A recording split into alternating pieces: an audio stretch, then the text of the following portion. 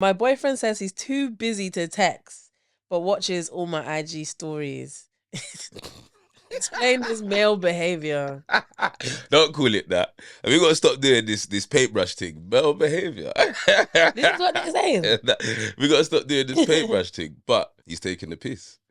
This is mad. I feel like the man them are gonna think that I'm not backing the man them, but No, sometimes you don't need to. I can't back the man them. How you're watching your girl's story? At least mute her story, bro. like you're watching your girl's story and airing the text. And she's your girl. She's not someone you're just trying to link or trying to see. Like, she's your girl.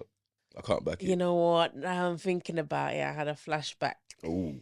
I think I've been the guy in this situation. Been the guy in the situation. One of my exes would be like you're on Instagram, but you're not responding to my text. Like, I can see that you've liked this post, and the post was posted 10 minutes ago, and your name is there, and you've not said good morning. You don't like him.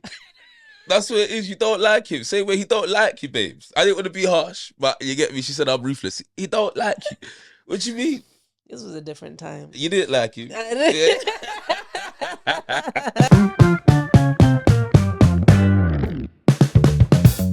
Hello, darlings. Welcome back to another episode of the AM to PM podcast. This is your girl, Anna Marie, of course, and this is your unfiltered surviving guide for everyday life. Welcome back. I hope you're doing well. Today I am joined by a very special guest, a long-term friend of mine, also fellow creative, understands the madness that I've been living. Today I'm joined by Eklipse, who is a rapper from East London. He's also a part-time menace. That word in the bio. Hence the title of this week's episode. And we're going to break down the chaos of being grown, but also being a creative. So let's buckle up. Let's go. Everybody, hello. Hi. It's great to be here. Would you like to give the people a little intro about yourself? I'm Eklipse. I'm a rapper, writer, creative, and honest person is how I would brand myself. I'm a very honest man. I live in my truth. He is, and this is why he's a great guest for this particular episode. Yeah, I'm very, very excited to have you on the show. Likewise, I'm excited to be here. Yeah, we've got a lot to cover today, but let's start with a little game. This game is called AM or PM. It's basically this or that. The AM to PM version. Love this. So you just tell me which one you prefer, okay? So early riser or late night chaos? Yeah, PM. Yeah? PM, definitely. Album mode discipline or a last minute energy freestyle? Album mode discipline. Okay. Yeah. You prefer to be locked in? 100%. Okay, then doing the freestyle. I see you doing your freestyles. Yeah, but the freestyles, they're more at people's requests. Okay. So either I've made sure that I'm ready for the freestyle on that day, or people have asked me and they're people I wouldn't say no to. So I'm just like, okay, cool. This one's funny. Make money legally or live life on the edge? I would always advise people to make money legally. Legally? That's what I would advise. So. Okay, soft life king or future sugar daddy? Oh no, soft life king. Okay. Yeah. What? Sugar daddy? I could never succumb. Not trying to have no sweet thing. No, I'm alright, you know. I'm alright. I'm cool, you know. I'm alright. Okay, date night in London or first class flight anywhere? Depends who it is. If it was someone that was worth it, I'd want to do both. All right. You know what I'm saying? So a little bit of everything. You got to mix it up, balance. Okay, yes, I like that. That was just a little icebreaker. Yeah, good one. That was good. Got my brain ticking. Yeah, let's talk a little bit about your career. And I hope that there are some musicians listening or just creative people listening, because you've had a very interesting career. I feel like you've stayed the path. You knew your passion from a very young age. And you've just been doing your thing. I know that you were quite young. You were 9, 10 when you started getting into writing poetry and things like that. So what's your origin story? What sparked the interest? I'll be honest, it didn't start with an interest, like, per se. I was quite naughty at school as a youth. Obviously, they're very young youth. We're talking about, you get me, 8, 9, all of these things. And my mum, who's a poet and a writer in various ways, basically just encouraged me. I think when my grandma passed away when I was like 7, like one of the ways that I dealt with it was through writing a poem. So then it became something that was kind of like cathartic to me. You know what I mean? And I was very, very young. I was probably like the youngest person doing that at the time, especially with my mum putting me in loads of spaces like that, where the creativity could be seen well or perceived as like, oh, this is a good thing, rather than me just writing in my room per se. And then I started performing at like the age of like 11. Okay. Yeah. Your poetry or like rapping or rapping? Oh no, poetry. And then I think how old was I when I released the book? 13. Oh, you got a book? Yeah, no, you can't find it though. Everyone knows me as Eklipse now. I ain't saying my government name. Oh, okay. Do you have a copy though? I'm sure your mum. Yeah, my mum definitely does. There's definitely an unopened box somewhere in the yard. Yeah, like, just full of them. So, but yeah, self-published a little poetry book at the time, and that's really sweet. That kind of, I think, formulated my understanding of like piecing together a project. So then when I did music, it just became, that was like the natural thing for me to like just do projects. So we had like Intimate Affairs, Hayes Cassette, Dusk Till Dawn, Dark Matters. Like there's been loads of different things that I've tried to, I guess from poetry it was always about my life. Like I said, one of the first poems I ever wrote was about my grandma passing. So it was like, okay, cool. Like I just want to portray all these aspects of my life in as many ways as possible. You get me? And no rapper I know just lives every day the same as I'm a bad man. So we had to mix up. Yeah, all right, I hear that. Now you're from East London. We're both East Londoners. What do you think it is about East London? I feel like there's a lot of creative talent, like specifically rappers and musicians come from East.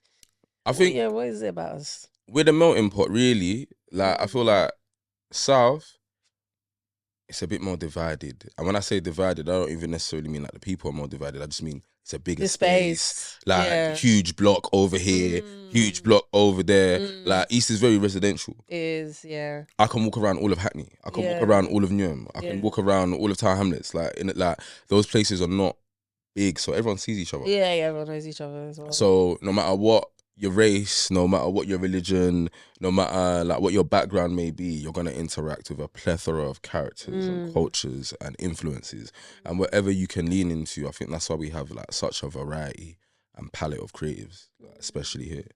So yeah, it's great. It's great. I love being from East. Yeah, I love that. Would you say? Well, I definitely think that East London has influenced you. An artist. What are some of like your favorite East London only music moments that you can remember? We're gonna go back. East London only music moments.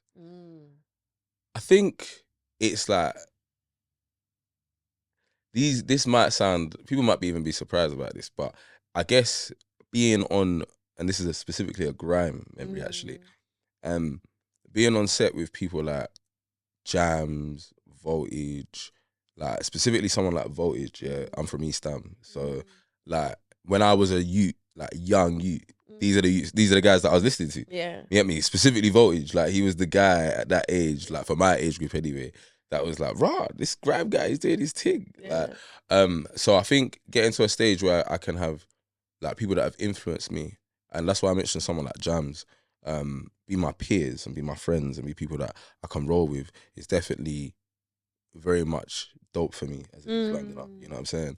It's not just, I'm a fan of this genre. Like these are people that I used to see in the ends, or I grew up rating on he's from my area or whatever, and these people are my brethren, you know what I'm saying? Let's talk about some wildness that has happened in the industry, because I've spoken about this a few times about, just my experience being a creative, not invoices not getting paid, right, or people just doing stupidness. You have some memories or wild moments that you can share with us? I've had many wild moments in this thing. I think, you know what? I think the individual wild moments don't really bother me like that, because I just look at this like, okay, you just did something stupid. I've had people, like there's certain people that you owe me money to this day. and you I have this. and me and you will never have a working relationship, regardless of how successful you are, Yeah. how patterned your thing is now. Me and you will never have a working relationship because you owe me money to this day. Yeah. You get me? And it's not a substantial amount. You get me? Nothing no one needs to go mad over. Yeah, You get yeah. me? But it's just noted in your character. And I think a lot of people are slimy like that in this thing. You know what I mean? Everyone wants to, especially because like in the creative thing, like it's very, I'm not gonna say image focused, but I say image forward. You know what I'm saying? We always have to present a lot of things. So a lot of people don't want to admit you're broke. Yeah. Or you haven't got budget for that at the Yeah. beginning of the conversation. Like you would rather wait until either the act's been fulfilled or someone's slyly bound to the agreement, like the flyers out or some craziness like that. And now I have to tell people, wait, hold on, I'm not performing. Yeah. Run me my piece. Yeah. So I would say those things annoy me more than anything. And not even necessarily on a monetary thing, but I think a lot of people, especially in the creative space, because it's so unregulated. Yes. Like, you get me? We don't get paid correctly. Like, you might be able to negotiate getting paid correctly, and that's why it can become extremely lucrative being a creative. Because once your brand is worth whatever it is, like, it's like, okay, cool, give me the money. However, in terms of people necessarily recognizing that without it being on Instagram or like you're an influencer, people just try and take the piss. No, that is so true. And I always tell people, like, if you're considering being an artist or, you know, being a DJ or whatever, you just need to know that people will take it for easier, especially in the early stages. 100%. People be like, oh, no, this little gal, this little boy. Listen, you have to assert yourself, especially women. Yeah. I definitely think more so with women as well, because I think guys, you know, you can always get a punch in the mouth. Yeah. You know what I'm saying? Like, you know what I'm saying? You can always get a 1, 2, and you get me. It's not a conversation no more. And everyone's all, why did you do that? But I feel like particularly like with the women, you have to stand on, not even stand on business necessarily in like in the way that it's sensationalized now, but you have to have clear cut conversations with people. Yes. Like you have to have very clear cut conversations with people. I will, as soon as someone hits me up for something, I'm gonna say, okay, so what about the fee? And it's not a thing where I'm onto you. Yeah. But if you now tell me you have no budget, I'm either in or out. And unless I'm here on I appreciate what you're doing, or I'm trying to contribute to what you're doing, regardless of like any monetary acclaim or, you know what I'm saying, anything like that, then I'm always gonna be like, all right, cool, I need to think about this. Yeah. You know what I'm saying? Recently on your story, it made me laugh so much. Oh, I can't remember what you said, but you said something about someone hit you up to do an open mic night, and I thought that's so funny because it comes to a certain point in your career where you've established a name for yourself, right? And I get this too. Like, some people will offer me bullshit hosting jobs for like £50 or £100 to do some little bar thing, and I'm like, do you not? Do you not respect the thing? Yeah, do you not respect my thing? Have you not seen my CV? This is what I'm talking about, and this is where it's like, of course, that like there's people I'll do favors for, or there's people like I want to support your journey and your growth. Right. I want to invest in whatever you're building, but that needs to be something that I consider. It can't be that I'm just like, I've got a booking here, or I've been thrown this booking, yay, and I'm hoping to get paid because I'm just gonna perform to some random people that I don't even know have any interest in my music in some random bar in the middle of nowhere. And you want me to come and do it for probably less money than it would cost me to get there. You want me to come and do an open mic and hope that I perform, and I'm gonna sit there and go through people that I wouldn't have to listen to unless I was here. I'm gonna put it like that. No, this is crazy. I could never. Nah, man. Yeah, I feel like it's hard though. I feel like some people struggle with necessarily asserting themselves about trying to come across as rude. Like, I know some people probably saw that story and thought I was being very rude, or I was trying to knock their thing, but it's not even that. Yeah, like, it's just is what I don't do open mics. Even when I'm bored at home, I'm not saying, oh, let me go to it and spit out open mic. So it's just not happening. Yeah, I hear it. Earlier you mentioned that like this industry is very like image forward, image focused in some regards. So how do you balance? I feel like you're someone who's always been quite true to yourself. Like, I think your energy or your ethos has remained the same. So how do you balance being true to yourself, but while trying to get the like commercial acclaim, if that's something that you're interested in, or trying to level up as an artist? I think it's hard, especially when you're young. Like, obviously, I've been doing it for a while, like you said, and you was talking about, like, in being in the 30s and that, and those ages there. You get me? That's something me and you have spoken about. You get me, at various times, and there was a long time when I thought, like, I wouldn't be able to make it in my late 20s, let alone my 30s. But I feel like, having gone through certain desires of maybe wanting to be in certain positions, or looking at things with jealousy, like, why am I not doing that? Like, there's people doing things. I feel like those things are very juvenile feelings for anything that you're trying to do long term. And you can only realize that through going through it. So I'm grateful that I've had the time to kind of just make music in the way that I want to. I feel like some people don't get that opportunity. You might make one song that you weren't even really sure about. One of your mates just said, I really like this. Put it out, and you've put it out, and maybe you've blown off it. And that's great in its own right. Yeah. And now the label's onto you. And before you've even built any kind of history for yourself, like, your story's being written for you. Like, you're going to be this. We're going to put you in this way. Yeah. That didn't happen for me. And thankfully, I come from writing for a long time anyway, prior to even doing music. And like I said, it's always been about my experiences, of the things that I know. So I feel like that allows me to translate that through my music, and then through how I present myself. But it's hard. Something I still battle with. It's something I'm still like, I don't post enough content. I'm not in front of my phone doing this, that, and like, you know what I mean? I ain't got a cool dance on the TikTok. Like, it's something I struggle with, but I just try and do the things that make me feel fulfilled. And then I don't really ever feel like I'm moving astray. Yeah, yeah. I respect that. I respect that a lot. Let's talk about some music. Intimate Affairs is probably maybe my introductory point. Probably where was I introduced to you before that? Yeah, maybe a bit before that. Maybe before that. But Intimate Affairs, I really I indulged in that. So now you're on From Dusk Till Dawn. So yeah, let's talk about the growth as an artist. I think one thing about me, or if you were going to specifically talk from that Intimate Affairs point in which we worked together, what would that have been? 2019? That was 2019. Jesus, time is flying. That's but I feel like Intimate Affairs has always been like something that I incorporated into my career. Like, before I dropped a project that had any grime on it, I dropped Intimate Affairs 1. So I've always felt like it's integral to incorporate that aspect of my musical journey, of like, I'm gonna make R&B. I'm gonna make things that are specifically tailored to, like, my interactions with women. You know what I'm saying? Because grime's not really, I wouldn't say it's not for that. I would just say how the genre has developed hasn't fully created a space for that. And that's something I've always enjoyed. No matter what tempo it is, it can be a rap thing, it can be a 140 thing. I'm always gonna write about my experiences in life. And I feel like from there to like Dusk Till Dawn, where it's kind of like a multifaceted project with like bits of grime here, an R&B tune here, we got a singer in this song, we got a feature on that song who's doing a drill something. I feel like I'm starting to get to a place where I can kind of blend it all together. And that's also something that I have to give thanks to time for. If I just was a guy that blew as a grime MC, or Intimate Affairs was the first thing that took off for me, I'd be like Chingy. Like, just, not like, my whole career was just, I have to make songs like that. You know what I'm saying? And that's why I have to give thanks for the time that I've had to like grow as an artist without too much influence, or without too much external influence, should I say, other than my community and the people that I choose to interact with. Yeah, and I think you've made some amazing collaborations, like Aisha Raquel, Jelani Blackman, Yes.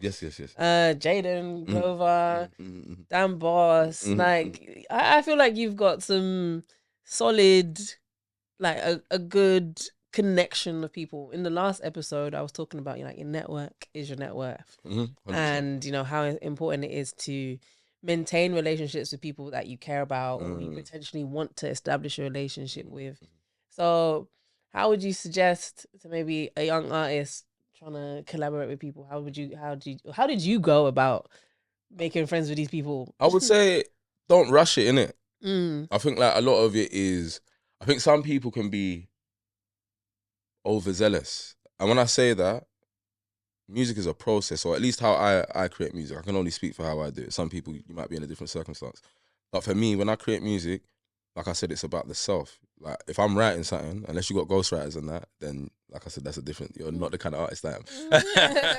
But in terms of like writing, whether it's about your personal experience or not, you're always going to be writing from your perception. From your lens. So part of what I need in that environment is that anyone in that environment also connects to that in some way, shape, or form. Yes. So that's why I make music with my friends.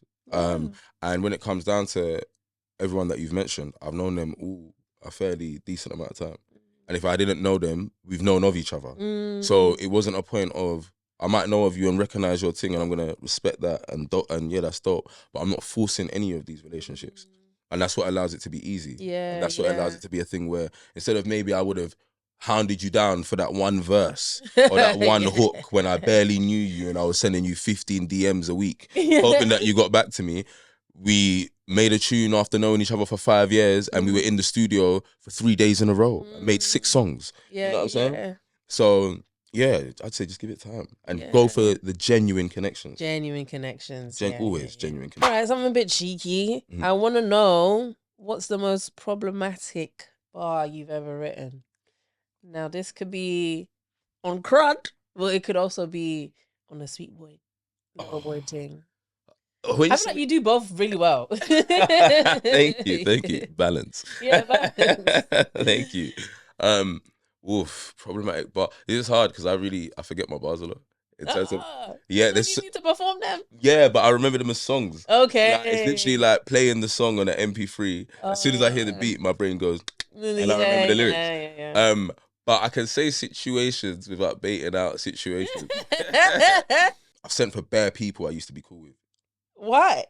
Because like you tried it in real life and you make music and they know who they are. Like the little snubblers are there. You get me? But when you hear me talk about my sons, these men know who they are. And I performed these tunes in front of them. Oh. Yeah, certain times, man. You don't care. Oh, no, I don't care. I don't. I'm all fair. My truth. I don't care now. Yeah, I've had man in the audience and I've got a tune about youths that are my sons. They know they're my sons.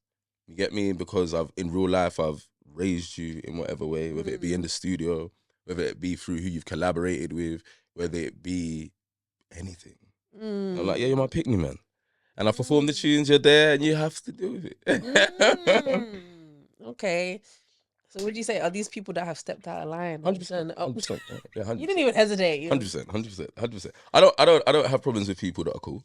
Okay. I don't have problems with people that are cool. If me and you are cool, we're cool. We're cool. One thing about Eklipse, you need to know about him. This guy is ruthless. But not in a bad way. It's just like if you cross him, you're done for life. Yeah, I'll be. Listen, there's like you're on the hit list for life. 100%. Unless you work your way off that hit list, and you can't do that actively. Yeah. That's not a passive thing. There's not one day suddenly, it's an expiry point and now it's blessed. No. I remember what you did. And with the girl them.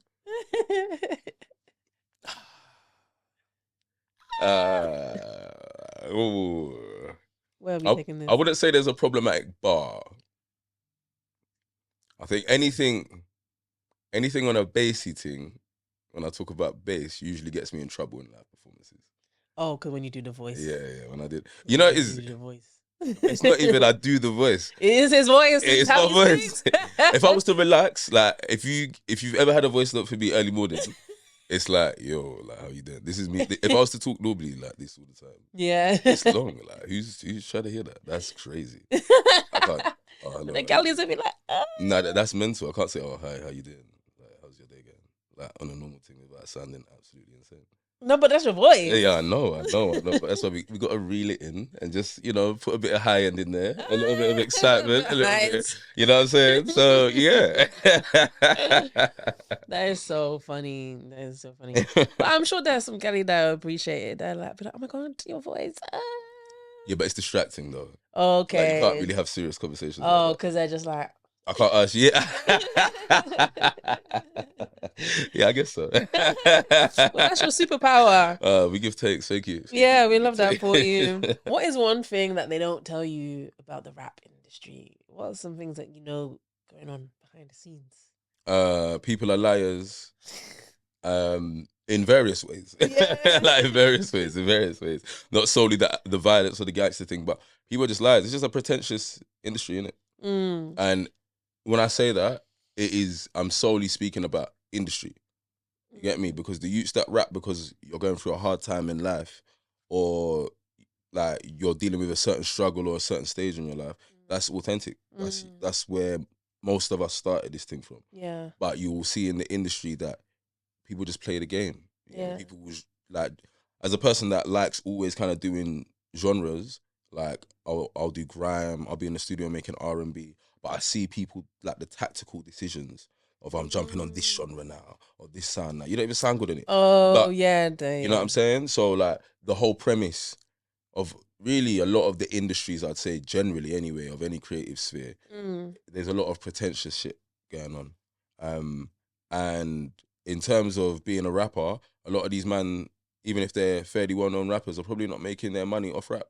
So just know that there's a big wage gap in it. Yeah. With all creative spheres, I think personally, you get me, and maybe DJing's a bit better because you can kind of have the consistency of I might just have bookings. But I feel like if I'm a individual icon sort of thing, and you're like, yeah, I have to be the brand. There's people that are making no money from it, and there's people that are making bare money from it. So you have to find the route that works for you on I can do this and maintain this for ages. I'm not forcing it, and that's why I'd never pretend about anything. Yeah. So that you can get to that route as quickly as possible and maintain it for as long as possible. Yeah. So yeah, that would be my things. That was real. That was real. Putting the people on. So how do we switch off from rapper guy from Eklipse on stage to just being like yourself at home? Do you have routines, or is it just a switch as soon as the mic's you're like, all right, bye everybody? I think everyone's got different mechanisms that will work for them, but for me, I very much compartmentalize my life into different spaces. So I go to the gym. Yes. I work from home in my day job, so thankfully I'm in my yard on that one. But because I'm in my yard, I'm either working the day job, which I don't really care about. Sorry. Sorry. But like I'll be working the day job and I'm chilling, cooking food or chilling out. I'm not doing anything. I don't make no music at home. I don't write no lyrics at home. I don't do anything like that. And I specifically go to the studio every week. So for me, that allows me to somewhat monitor my balance. You know what I mean? I can be like, all right, cool. I've hit gym my 3-4 times a week this week, certified. You doing your push-ups as well? I see you doing your thing every day. It's a must. It's a must. That, and people will forget about that. I've done that. I'm sitting in the studio eating bare takeaway, like not moving, and it's not good for you either. The belly will just it's not good. It's not. I ain't got no kids. Like, I can't be having no daddy belly. That's not making sense. So, young boy. So yeah, like exercise definitely helps out. Spending time with friends deliberately definitely helps out. Yes. So just I think in whatever way you find order, try to have a bit of order about your thing. Yeah. Make sure that you're actually doing the things that are beneficial. Yeah. Have you ever had to cancel plans because like you're putting the music first? Because I've spoken about how in my early 20s, I focused a lot on like going to gigs and getting the work done, that I missed a lot out of like my friend's life at that time. So is this something you can relate to? Like, are you always going to put the music first? 100%. Like, how can I put this? Studio, I'm not missing studio. And I guess, how can I put it? Because I've put things structurally in place, that kind of helps. It kind of helps me with that. Because then people know. You can tell me my studio day is usually Sundays, yeah? Anyone tells me they want me to do something on a Sunday, the answer is no. No. The answer is no. Anyone tell me they want me to do something on a Monday evening, I'm getting gym. The answer is no. Like, so it's definitely impacted me in certain ways, and it was worse before. Like when I was younger, I definitely missed out on certain parties, certain opportunities to make money, certain conversations where like the man they might be linking up like, yo, we're gonna pattern this, and I'm like, oh bro, I gotta go to Stoots. You get me? I got the studio session booked. I can't miss it. And I think that drive is important, but I think balance is a major thing, man. Yeah. I think balance is, and you can be burn out from shit like that. Yeah. Like not chilling with your friends. Yeah. You're gonna go mad. And my friends help me out. Yeah. So do you think work-life balance is a real thing? You think it's something that's attainable? Depends how much money you got. That's I facts. don't think I got enough money for work life balance right now. Definitely we need not. to be working 100%. so we can rest later. This is where it is. Yes. But yeah, it's about money. Unfortunately, if we didn't live in a capitalist world, then maybe not. But unfortunately, we do. So yeah, we gotta get the bread. Yes. Yeah, don't worry, we're gonna make it out of the hood very soon, 100%. my friend. So what is one self-care habit that you swear by? Something that you do that relaxes your mind? Or maybe there's something that you can't mention on this pod. No, I can mention it. People are gonna think I'm a nerd. Oh, probably. go ahead. Yeah. Playing my PlayStation. Oh. And people are gonna think I'm a nerd, but big man thing. Like I bought a PS5 last year, and it's not specifically the PS5, but it allows me to do like deliberate relaxation. Okay. Like I don't think that's something before that I ever did. Because my most relaxing thing I would be doing is going to the gym. Oh wow, that's not even relaxing. I'm like, yeah, I'm stressed out. Probably be going to the gym and just bang some pull-ups. Yeah, I hear it though. It helps. and it helps mentally. Yeah, but it's not specifically relaxing for the body. Yeah, no, you know, you're putting your body under strain. And another thing is cooking. I love cooking. We love our chef. I love cooking. Like if I wasn't pursuing music, and God said like pick something else that I'd be trying to do that. Still. Yeah, okay, big up, we like it. We love a man that can cook. 100%. I can cook better than most girls I've dated in my life. Yeah.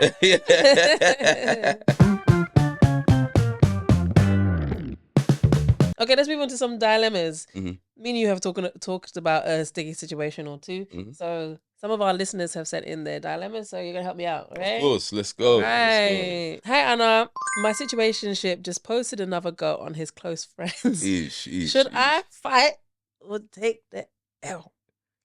Okay, well, I have a question to the question. Because go on. How do you know about that? Like, does he have you on the close friends? I guess so. If he does have you on the close friends and he's slipping, then darling, he's not slipping. He's letting you know. He's letting you know, I don't give a damn. None of you lot can say to me. He might try to sweet talk you when you have the conversation.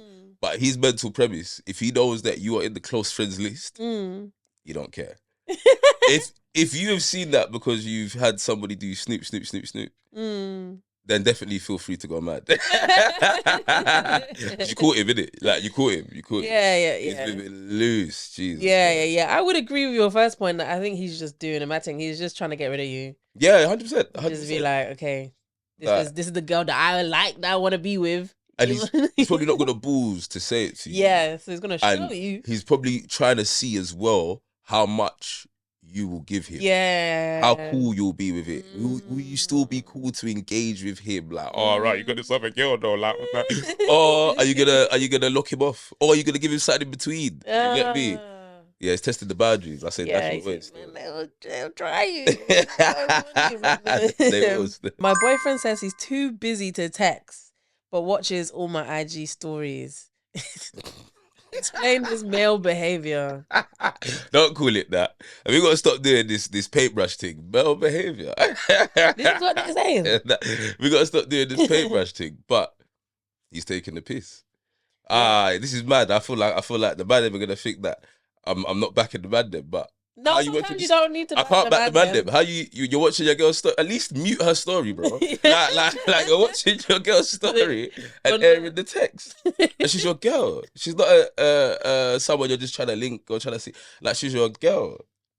I don't know, man. That's nonsense. I actually just mute the story, bro. Like, if you're like, then you can lie. Like, I'm not even a liar. I don't even believe in lying. But when people tell me that they're doing things like that, you're chatting foolishness. You're on your phone, so you would see the text if you're on Instagram. You've muted your notifications on your thing, but you're on Instagram. What are you talking about? For your missus. I can't back it. You know what? Now I'm thinking about it. I had a flashback. Oh. I think I've been the guy in this situation. Been the guy in the situation. See how we're portrayed. See how she said been the guy in the situation. I had to talk to the camera now. That's mental. But continue, please. Yes. I have been the guy. Like, one of my exes would be like you're on Instagram, but you're not responding to my text. Like, I can see that you've liked this post, and the post was posted Took a 10 couple minutes minutes ago. ago, and your name is there, and you've not said good morning. You don't like him. That's what it is. You don't like him. Same way he don't like you, babes. I didn't want to be harsh, but you get me. She said I'm ruthless. He don't like you. What do you mean? This was a different time. You didn't like him. Yeah. But I see it now. Yeah. It's growth. Yeah. It takes time. So, babe, yeah, he don't. He don't like you, don't. Yeah, Or he don't like what you want to talk about. He looks at his phone. He does the. The side, the deep side. Not you again. Okay, she's always took his some. Oh. She always wants something. And then he's going to text in the group chat to go back. But first, fuck you always asking me about. That's what's happening. Trust me, you can type, man. Trust me. The world is wicked. The world is wicked. Wicked, absolutely wicked. I want to quit my 9 to 5 and do something creative, but I'm scared. What's the realest advice you can give? Make sure that whatever you're doing, that you have the circumstances to do it in. I know people that have said that, I want to quit my 9 to 5. They have no savings. They don't live at home. And they have rent to pay. Impractical. Yeah. Like, impractical, purely.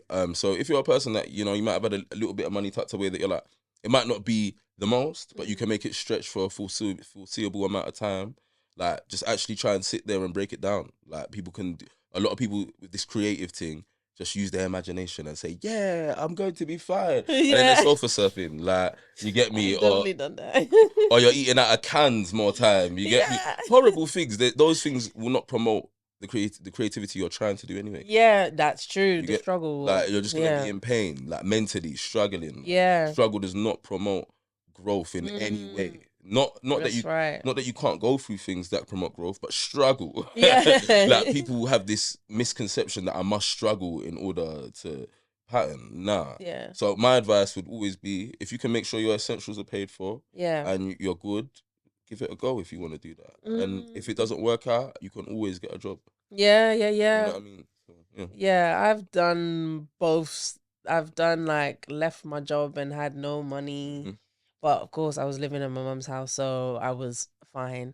I've had a job. Well, now I have a job and I'm pursuing the creative thing. But I feel like I'm thriving more in the creative thing now that I have a job. Because you can sustain things. Yeah. This is what I want to put into it. You know what I'm saying? And I think there's no shame in doing that. Yeah. Like, I feel like only leave your 9 to 5 if it's gonna pay you. What you would get from your 9 to 5. 100%. If it's just like a pipe dream, a bit of Delulu, if there's it might work. It might, but it's a gamble. No, 100%. And also, like, it's hard when, like, especially like I said, in the gap with pay, like, you can also feel, like you said, when people are starting out, people will take the piss of your money. Yeah, people will try to take the piss. So I wouldn't even say necessarily think about I'm not worth this much money because I don't get that much money. But just make sure you got some money from somewhere to make sure, like, even when you were saying that you was at home, you know what I mean? Like, you're with your mum, cool. I'm not going to be homeless doing this. Some people are doing this, not thinking about whether they're going to be homeless. Yeah. And that's crazy to me. Going with the vibes. It's crazy. We're living in a vibes time. Right now. We don't know. We don't have time. Okay, last one. Can a woman really fix a man, or is it all a scam? No one can fix anybody. I don't know who made that up. Like, no one can fix nobody. If you got issues, you need to sort them out yourself. If he's got issues, he ain't gonna sort them out unless he wants to. Yeah. Same with the gal them. Madam, I'll tell you the same thing. If she got issues, you can't sort them out. Gal them, if he's got issues, you can't sort them out. People choose to do what they choose to do. Yeah. You get me? That's all it is. Right, that's literally it. That's literally it. It's painful though. Yeah. That's literally it. Yeah. Okay, we're gonna wrap this out real soon. So, what's one problematic trait that you will never change about yourself? That I will never change about myself. Yeah, what's one problematic trait that you enjoy about yourself? Not the evil laugh. I will always call people out. There's no escaping, no conversation. If I decide we need to talk about something or we need to address something, no matter who it is, big, small, man, woman, I don't care. I'm not having a conversation. We're chatting about this now. No, 100%. Now, today. Yeah. And if we're not doing it today, it's ASAP. So it's a problem. And on a lighter one, I'm always going to be curious about things. I think yeah, I'm a curious person. Yeah. And I'm never gonna minimize that. Yeah. So you're gonna ask the relevant questions. 100% to find out the information that is necessary so we can all move forward in a great way. Yes. I'm gonna throw it back to music and let's talk a little bit about what's coming up next. Right. Because I've been hearing you doing some different sounds. Some things are just outside of the box. Yeah. No. So last year I dropped I dropped the first single to the EP that I've got with Elvis, which came out in January. And it got played on Radio 1 and all of that Yes, stuff. big up. You get me? Thank you very much. Dance vibes, you know what I'm saying? Which is a little bit outside of my comfort zone. And obviously the tune with Jelani that you mentioned, it's a jungle tune. I've heard a jungle tune before. So yeah, we're still gonna have loads of tunes, like features and collabs littered throughout the year, probably until 2026. And I'm gonna be dropping Dust Till Dawn Reloaded. That's the name that we're working with right now. It might change. But that's the name we're working with right now. And we're going to have some remixes on there of a couple of the original track listing, as well as some new songs. Oh, some new songs. Yeah, man. Yeah. Spoiling us. We've got a few new songs, so yeah. Okay. Yeah, okay, that is very, very exciting. Okay, and to end this, what is one survival tip for navigating adulthood? And never take advice from someone whose shoes you wouldn't put yourself in. Like, a lot of people, especially because we live in this internet space. Yes. You just see people's comments, you'll see tweets and think, oh, that sounds good. You don't know who those people are. Yeah. And some people, you got bad friends in it, you got terrible friends. Your friends are terrible people. And because no one's criticizing them, yourself included, you're acting like they're calm people, taking advice from these terrible people and acting like, oh yeah, this is great. Nah, trust yourself. And if you can't trust yourself, you need to address that problem first. And then you can start seeking advice from people that you're like, oh, I rate that about you. That's dope about you. And it'll be genuine and authentic and it will actually serve you. Yes. So that's my piece of advice. I like that. All right, Mr. Eklipse, can you plug yourself? Tell the people. Yes, you can find me on all socials at Mr. Eklipse. That's MREKLIPSE. Spotify, EKLIPSE.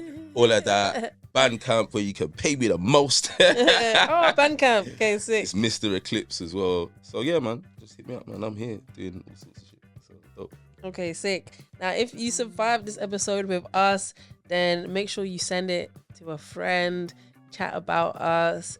Make sure you give it a like, a thumbs up, subscribe, and all of them things there. And I will see you again next week. Bye.